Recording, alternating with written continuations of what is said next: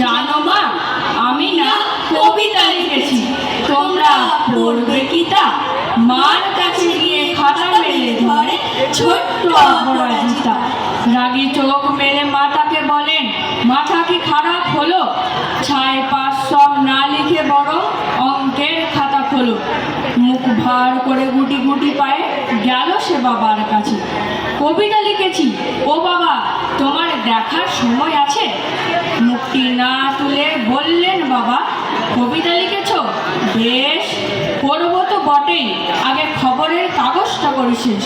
অগত্যা গেল দিদিটির কাছে, ডাকলো সে, দিদি আয়, দেখ না কেমন ছবিটা এঁকেছি ছোট্ট এই কবিতায়।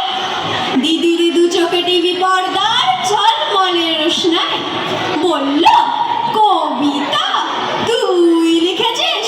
কবিতা না, ওটা ছাড়। অপরাজিতার চোখ ছলো ছলো, বুকে কান্নার ঢেউ। তার লেখা এই প্রথম কবিতা দেখলো না পড়ে কেউ। একা ঘরে বসে সামনে তাকালে মালাতে সাজানো ছবি, স্নিগ্ধ দু চোখে রয়েছেন যে সহজ পাঠের কবি। কবিতার খাতা মেলে সে ধরল, ঠোঁট দুটো থরো থরো, বলল, ঠাকুর কেউ না পড়ো, তুমি এ কবিতা পড়ো।